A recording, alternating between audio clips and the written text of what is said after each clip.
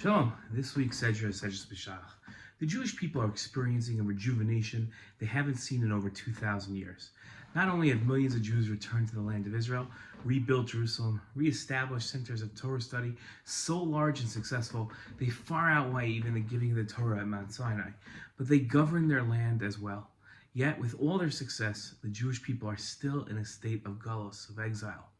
Millions of Jews refuse to return to Israel. Many are unaware of the beauty of a Torah lifestyle or even of their own Jewishness. The Jewish state, for all success, still suffers from poverty, division, and enemy attacks. During the annual Passover Seder, Jews recount the Egyptian slavery and Exodus. They retell the story and add in lessons that Jews can learn from their history and apply it to modern times. One lesson is taught us about the constant persecution Jews face from their enemies and the divine providence they rely on for protection. In every generation, the enemies of the Jewish people stand up to kill them, and God saves the Jewish people. Divine providence is a focal point of Jewish tradition, culture, and text. In the days following the miraculous exodus from Egypt, the Jews experienced divine providence once again on the shores of the Red Sea. Awaiting to cross the sea and trying to devise a plan to enable 3 million men, women, and children to cross the sea, the Jews saw their Egyptian enemies approaching from behind. There seemed to be two options available to the Jews, death by sea or death by battle. As we all know, the Jews crossed the sea when God caused it to split and watched as the sea came crashing down on their enemies when they gave chase to the Jews over the dry seabed.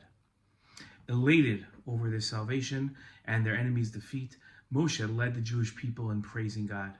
Part of the praise included the following description of the sea splitting.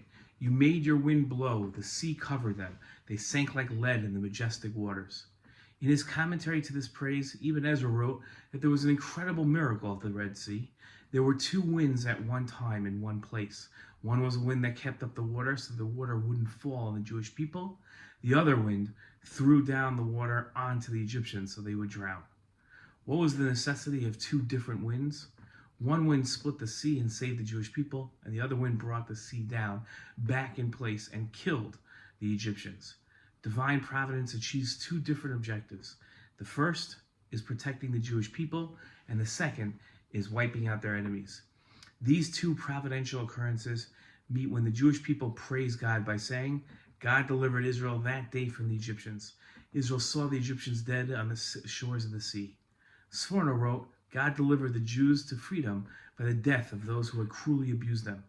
Those who had previously been in bondage to the Egyptians were now free. Until the Egyptians died, they had been comparable to slaves running away from their masters.